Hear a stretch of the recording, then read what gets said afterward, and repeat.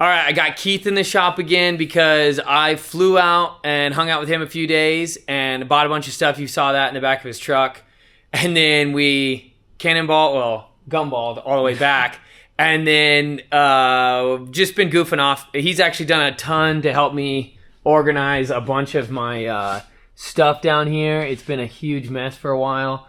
And yeah, he's actually way better organizing than I am. But now we are going to take apart, what year is this? 59, 57, something like that. TR6, and you said it came with a bunch of cool stuff? Yeah, it came with a set of Harman & Collins cams and like a couple extra cool carbs and just other little tidbits that would kind of give the idea that it has some cool stuff inside of it. It could potentially be really cool. The other thing that's very encouraging, it's a TR6, but I noticed when we were loading it, I'm like, wait, why does it have two carburetors? It's a Bonneville head, and so it's the Delta head. That's cool that somebody decided to do a twin carb head. So that was obviously, somebody thought that they were a hot rod. And so there could potentially be some cool stuff in here. We're not going to do a step-by-step. We're going to probably just do a time-lapse type deal. But if we find anything cool, we'll stop and talk about it. Cool. What do you see? Those are shaved down to nothing. Yeah, they edge. are. Yeah, that's cool. Okay, it's already promising, dude. We're already on. We're up and up.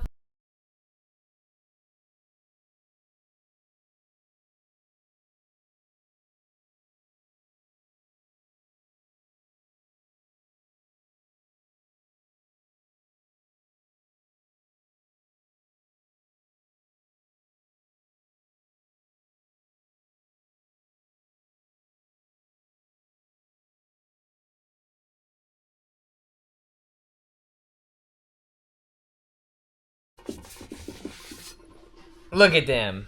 Look at them bastards. Keith wouldn't have been able to kick this thing over. Okay, so they are 80, which is disappointing, but they might be tight still because this looks like a pretty fresh build. So if it is tight and we could just re-ring it, which is the worst phrase I've ever heard in my life, but this actually might happen, so... We'll knurl the bases. Oh, God, no. Yeah, we'll knurl them, we'll peen them, we'll do all the things to take up the gap. But these have not been run much, so this is exciting. Let's see what the head looks like. Oh, yeah. Not bad. They might be oversized valves. Those look kind of big, but that's not a big deal. I mean, this one's probably the most recessed. It's not and bad, it's actually... Seems like a pretty good head. But again, it's very special because it's the... Delta. Yeah. So it was when they were transitioning from the single carb to the dual carb, so they cast it with the original single carb section of the manifold in place and then just added on. So if you're storing a 59 Bonneville, you have to use this head. And so these are pretty rare and sought after, which is cool. And I don't even think, oh no, that one's cracked. Yeah, they're both cracked. Yeah. Oh man, those three are. That one's the only one that's not, but it'll crack eventually. Cool. But very, very cool. Very cool. Now we just have to find out what cams are in it. Okay, let's get down in there and show the flywheel's been clearanced for the cams, and then you can see the grooves in these pistons are. I think that makes them the the MCs. I don't know that for a fact, but I think those are MCs. But the cam grind is so aggressive that the bottom side of the lobe is actually past center. Or not center, but past the edge. So, that's fucking cool. That's so cool. Yeah, let's see. You can kind of see how close. Here, roll it some. Yeah. Which way, forward or back? Yeah, there you go. You can see how close the cam is coming to the crank. That's cool. It's like a 16th of an inch clearance. That's so cool, Lumpy. man. Yeah. All right, I'm going to put these rubbers on I'm going to take these pistons off nicely so we can save them maybe.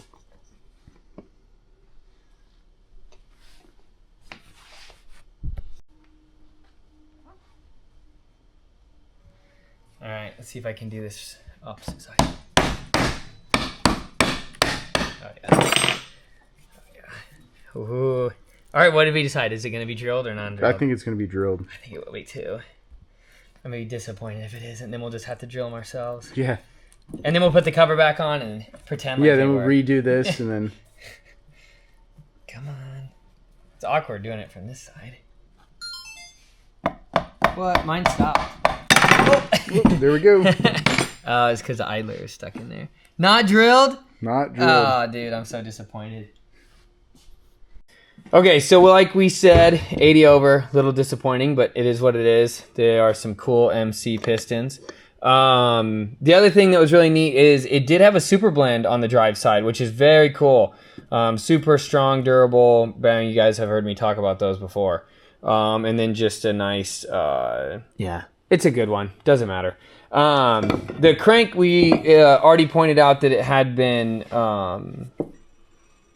relieved, turned down for those big old lumpy cams, which I can get kind of a better view of them here now. You can tell that they have been welded up. They've got the discoloration there on the ends.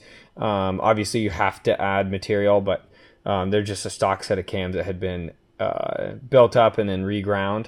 We're going to try and figure out which ones they are. They do have some markings on them, so we'll look in the book and see what those are. And then we talked about the head a little bit. It does have the cracks, and then I think these are oversized valves, but overall it is actually a really decent head. Keith was nice enough to bring another head that we got to look at. It's pretty good too. Same thing though. Again, all pre-units have those cracks. It's just guaranteed. But you can kind of see how that was cast for those single manifolds, and then this still had that in the molding, or the male the pattern. There you go. And then they added this additionally to get the first splayed heads done up. So that's kind of neat. But yeah, overall it's a pretty neat engine. I don't think I showed that very well either, but somebody had reworked the rockers quite a bit, which is cool. They were polished, well, ground smooth, I guess. And then they had the shims done, so there's no springs in these, so they just float nice and freely, which is kind of nice. No stress on that. Auto Advance was in great shape. The timing gears had just a little bit of wear, but nothing crazy. I mean, no big deal. We can deal with that. But yeah, overall, it's actually a kind of a cool little engine. I mean, you said it was... What'd you say the bike was originally? Knew? It's a TR6. I think it was a 57 or 59. So it was... Somebody was obviously claimed that it was his neighbor who used to race, and he'd always be riding around the property and everything, and stop by with it. When the guy passed away, the guy I bought it from ended up with it, and the guy I got it with like some cool racing boots and another set of Harman & Collins cams and like some other stuff. So I suspected that this had cool stuff in it, but wasn't sure. But I'm pretty happy with what we're dealing with. Somebody done some good stuff though, because a lot of times when people redo these 3-piece cranks, they just reuse the hardware, and you can't do that. But this has brand new bolts in it, so that's really encouraging. The journals aren't scored. The bearings look like they haven't seen more than a few miles. I mean, obviously, this piston is a little bit suspicious, but it's like everything that was on that one just wiped right off. So clearly we have an issue on one side, maybe just with a cam, with a valve guide, but overall, I mean, what a cool engine.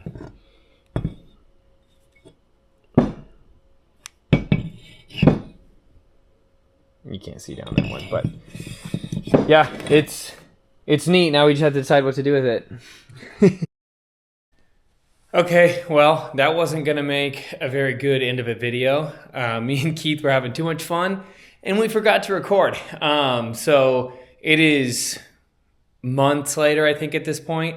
It's like, I think, 4 degrees out right now. And so, yeah, I've been busy. But I guess I just kind of wanted to wrap up the video. 2 things. One, I was going to show you kind of where I'm at with I guess it would be the red bike I'd gotten from Keith. I'm calling it the Yuba City Chopper. But I also was so jealous of his pre-unit that I decided to get one for myself. So I picked up a 58 project, got a lot.